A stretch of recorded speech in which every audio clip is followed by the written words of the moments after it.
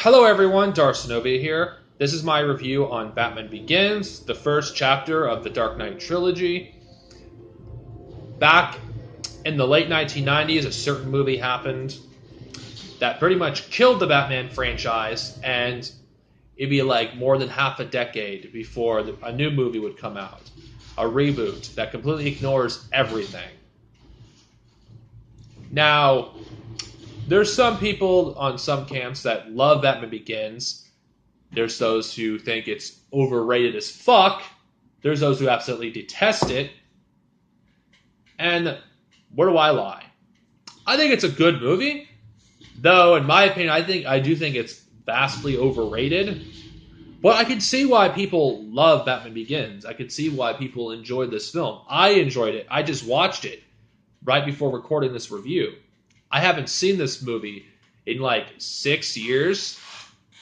Ever since, The Dark Knight Rises came out, I did not want anything to do with this series because I hated that movie so much. But considering I reviewed Sam Raimi's Spider-Man movies and I hated Spider-Man 3 with a passion, my outlook on those films changed. And I figured if I can like Sam Raimi's Spider-Man films after, having somewhat of a small disdain for Spider-Man 2, I always preferred Spider-Man 1. Why not? I like Spider-Man 2 now. I know it's weird. I'll explain that probably at a later day. I figured, why not? Now, the Dark Knight trilogy, I saw all these in theaters. And Batman Begins, I wasn't expecting much when I first saw it. I enjoyed it the first time around, but it was underwhelming to me when I first watched it. My second time watching it, when I was older, I enjoyed it more. And as an adult, in my near 30s, I actually, it is so much better, honestly. In fact, I feel like Batman Begins is better the older you are. Because when you're like a child, which I was in high school when I first saw this movie, I didn't really get it. And these movies are far more intelligent, at least Batman Begins, than a lot of people seem to give them credit for. And it even,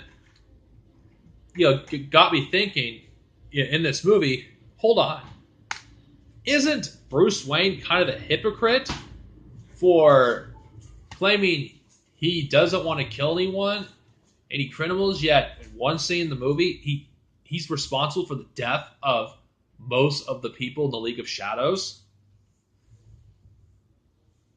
But then again, this shows how human Batman is, that he isn't infallible. Even he can make mistakes. Even he can do things that you and I would do in those kind of situations. And the evolution of his character, which is something you don't really see in the other movies that came before it. This movie alone, you see his journey from when he's a little child, being scared, until the point where he becomes Batman at the end of the movie. Where, he overcomes his fears, after facing them, and accept his legacy as Bruce Wayne, being part of the Wayne family. And the casting I felt was really good. I felt it had a good cast of actors, even though there's some criticisms I do have with the way some of them are utilized. Like Liam Neeson is barely in the movie, and I felt like it was criminal how they utilized him in this movie. Then again, any person is criminal when you compare them to the legend, which I'll talk about in the next review of this trilogy. Now, how's the fight choreography? It was pretty good. This movie actually did showcase, how good of a fighter Batman truly is. Even though the technology they had now, and with the suits being far more flexible than the ones they had in the past, where I'm using Batman '89 as an example, where Michael Keaton's like, there's barely any flexibility, especially with the neck. So with this film, you actually get to see Batman's, fighting prowess a lot more than you did in other movies because of the way the suit is made. The suit the actor wore is far more flexible. And to see him actually becoming Batman, I felt was a really satisfying experience when I watched it this time around. And I don't see any movie that will come out after this doing a good movie that does the origin of Batman well. I mean, unlike Ben Affleck or Assfleck, Christian Bale nailed it in his first outing. He really did. And the script, gave him a lot to do, gave him something to actually work with, unlike his predecessors, which don't really get much to do. I'm sorry, Michael Keaton fans. I love Michael Keaton. I love him as Batman. I felt he was great, but I felt he didn't live up to the potential that he could have been. I feel like Michael Keaton's Batman could have been great had the last Batman movie that Tim Burton wanted to do was made, but that was never made, and Christian Bale actually had the opportunity to actually showcase his full abilities as an actor and as Batman. Now, the acting in this film I felt was really good as well, actually.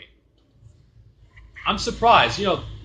After not seeing this for so many years, there's a lot of things I did not appreciate before that I appreciate now. And since unlike the last time when I did not read that many comics at the time, I've read more comics now, and I've grown to appreciate them showcasing, the crime aspect of Gotham, the police.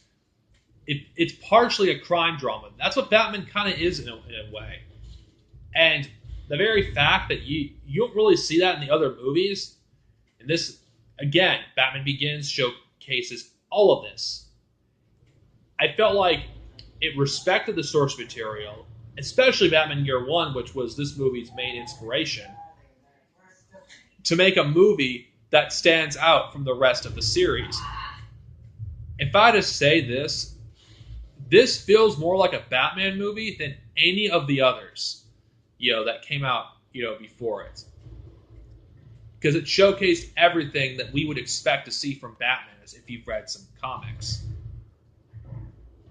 So, Batman Begins, a good movie, a little bit overrated, but I think it deserves its place in the legacy of the Batman franchise. And if any future filmmaker wants to know how to make a good Batman movie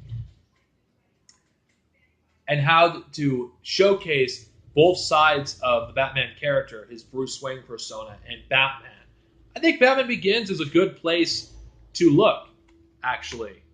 And Batman 89 as well, for various other things. But I digress. Batman Begins is a good movie. I think you should see it. If you haven't seen it in a long time, I recommend seeing it again.